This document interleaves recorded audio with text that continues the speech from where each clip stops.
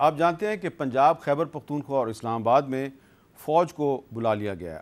آئین پاکستان کی دفعہ 245 کے تحت فوج جو ہے وہ پولیس اور جو دیگر ایجنسیز ہیں ان کی مدد کرے گی۔ پنجاب پاکستان کا سب سے بڑا صوبہ ہے اور پنجاب کے کیپٹل لاہور میں کور کمانڈر کے گھر پہ حملہ ہوا ہے۔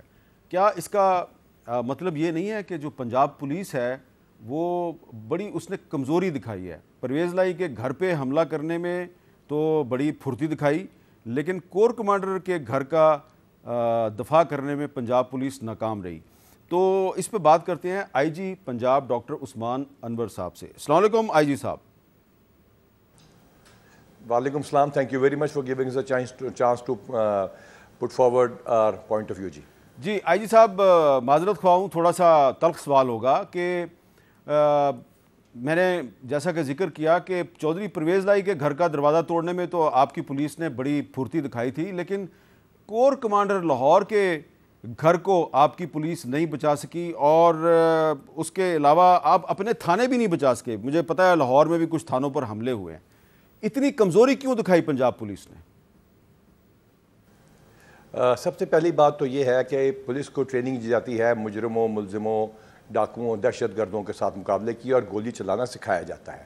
گولی چلانا بہت آسان کام ہے ایسے عناصر کے اوپر جو آپ کے اوپر حملہ کرتے ہیں گولی کے ساتھ، لیکن اپنے عوام جو کہ مس گائیڈڈ ہوں، جن کو غلط بتایا گیا ہو، ان کو بلا وجہ ہم نے کبھی کوشش نہیں کی کہ ہم ان کو نقصان پہنچائیں۔ یہاں تک کہ ہم نے جب بھی یہ ریڈز کیے ہم نے اپنے مسلح بندے نہیں بھیجے، یہاں تک کہ جب زمان پارک کے بعد ہمارے 34 بندے زخمی کیے گئے تب بھی ہم نے مسلح بندے نہیں بھیجے۔ ہم نے ہمیشہ ریسٹرینٹ کا مظاہرہ کیا۔ کل بھی جب ہمارے ایس پی صاحبان 2 موجود تھے متعلقہ جگہوں کے اوپر جہاں سے یہ کراؤڈ گزرا، اور انہوں نے اس قدر طوفان بدتمیزی تھا، اس طرح بری طرح پتھراؤ کیا، ڈنڈے مارے، ہمارے ایس پی کو زخمی کیا، ہمارے ڈی آئی جی کی فیشیل بونز 2 جگہ سے ٹوٹی، اس کی آنکھ شدید طور پہ زخمی ہے، ابھی میں اسی کو دیکھ کر دوبارہ آ رہا ہوں۔ ہمارے تقریباً 130 بندے انہوں نے زخمی کیے اس وقت تک جب تک ہم نے مسلح ہو کے ان کا جواب نہیں دیا۔ ہم نے کوشش کی کہ اپنے ہی لوگوں کو ہماری پولیس سے کوئی نقصان نہ ہو تھرو آؤٹ، اور یہ ہم نے کوشش صرف لاہور میں نہیں کی، یہ میاں والی میں بھی کی، فیصل آباد میں بھی کی، گجرانوالہ میں بھی کی، اور لاہور کے ہر شہر میں کی جہاں پہ انہوں نے ہماری سرکاری املاک کو اور ان جگہوں کو نقصان پہنچانے کی کوشش کی جہاں طالبان حملے کرتے رہتے تھے، چاہے وہ آئی ایس آئی ہو، چاہے وہ پاکستان ایئر فورس ہو، یا وہ تمام وہ جگہیں ہوں جہاں پہ گھسنے کی انہوں نے کوشش کی جہاں پہ پہلے طالبان گھستے تھے۔ تب ہم نے اس کو ریئیکٹ کیا، اور الحمدللہ جب ہم نے اس کو شو فورس بھی کیا اور اس کو جب یوز بھی کیا تو اس جگہ کو کلیئر بھی کرا لیا، اور الحمدللہ آج آپ کے لاہور آپ کے سامنے ہے، آپ کے میرے پیچھے سیف سٹی میں آپ کو نظر آ رہا ہوگا، مکمل طور پہ پرسکون ہے۔ چند جگہوں پہ انہوں نے جو کوشش کی ہے وہاں پہ ہم نے گرفتاریاں بھی کی ہیں، اور 1250 سے زیادہ اب تک ہم گرفتاریاں کر چکے ہیں۔ صاحب، اگر پنجاب اور لاہور میں سب معاملہ آپ کے کنٹرول میں آ چکا ہے تو پھر آپ نے پنجاب میں فوج کو کیوں بلا لیا ہے؟ جی آپ کا بہت اچھا سوال ہے۔ میں نے آپ کو عرض کیا کہ ہم نے اس جگہ کی پروٹیکشن کے لیے بلایا ہے جو کہ اس کے نیشنل ایسٹ ہیں، جو 70 سال کی محنت سے بنائے گئے ہیں۔ میاں والی کی طرف آتے ہیں۔ میاں والی میں وہ جگہ جہاں سے اس ملک کو دفاع کرنے کے لیے ہمارے ہوائی جہاز اڑتے ہیں، اس کے اوپر حملہ کیا گیا۔ باہر کے پلینز جو تھے جو ہمارے انہوں نے لگائے ہوتے ہیں خوبصورتی کے لیے، ان کو آگ لگائی، ذرا کائنڈلی نا اپنے چینل کے اوپر، اس کے اوپر فائرنگ کی گئی، دیواروں کو توڑنے کی کوشش کی گئی، اور وہاں پولیس والوں نے ایئر فورس کے ساتھ یکجا ہو کے ایک فورس بن کے اس کو ریپیل کیا۔ وہاں سے وہ لوگ نکلتے ہیں اور تھانوں پہ حملے کرتے ہیں۔ ہمارے لیے جو نفری ہے میاں والی میں وہ اس کام کے لیے نہیں ہے کہ ہم وہ املاک کو چھوڑ کے پولیس کو پروٹیکٹ کریں، جو آپ نے کہا پولیس کے تھانوں پر حملے ہو رہے ہیں۔ اب میری بات سنیے، کیا یہ ممکن ہوگا کہ اپنے ہی لوگوں کے پاس جو کہ بہت تھوڑے ہیں، ہمیں پتہ ہے، ہمیں ان کی تعداد بھی پتہ ہے، ہمیں ان کے واٹس ایپ بھی پتہ ہے، we are after them, we are chasing them, we arrest them and bring to the courts, ہمیں یہ بتائیے کہ ہم نے اپنی اسٹیبلشمنٹ کو جو ہماری اتنی مہنگی اور اتنی قیمتی اور 70 سال میں بنائی ہوئی ہیں ان کا دفاع کرنا ہے کہ نہیں؟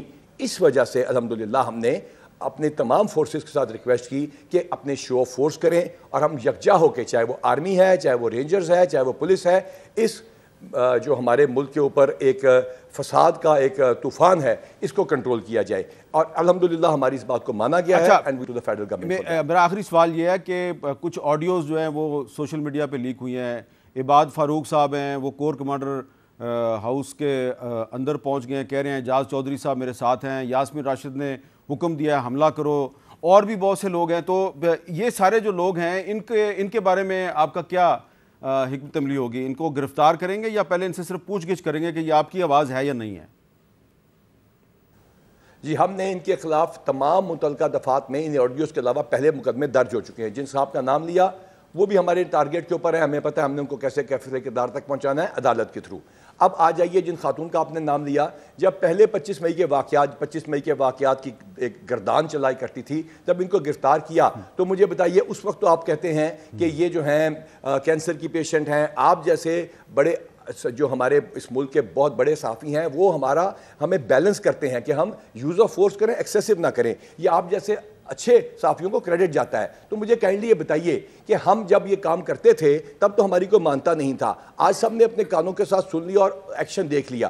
لازمی بات ہے کارروائی ہوگی. آج انہوں نے آنا تھا، ہماری لیڈی پولیس آفیسرز، چاہے وہ ایس پی ہیں، چاہے اے ایس پی، چاہے کانسٹیبلز، ہم نے کہا کہ پھر بھی ہم گھروں کے اندر گھس کے ریڈ نہ کریں خواتین کو گرفتار کرنے کے لیے. لیکن جب خواتین پیٹرول میں ڈال کے پیٹرول بم بنا کے لوگوں کو دے رہی ہوں پھینکنے کے لیے پولیس کے اوپر، تو لازم بات ہے گرفتار کیا جائے گا. لہٰذا ہم آج بھی کہتے ہیں کہ ان کے خلاف قانون کے مطابق کارروائی ہوگی اور کسی کی ہیومن رائٹ ابیوز ہرگز نہیں ہوگی. لیکن ہم نے پرچے درج کر لیے ہیں اور ہمارے جو نقصان ہوا ہے 130 ہمارے کانسٹیبلز اور افسر اپ ٹو ڈی اے جی انہوں نے زخمی کیے ہیں، 26 گاڑیاں جلائی ہیں، کروڑوں روپے کا نقصان کر رہے ہیں. تو ہم تو اس کے خلاف کارروائی کریں گے اور متعلقہ دفعات کے تحت we are ready and they should be ready. بہت شکریہ.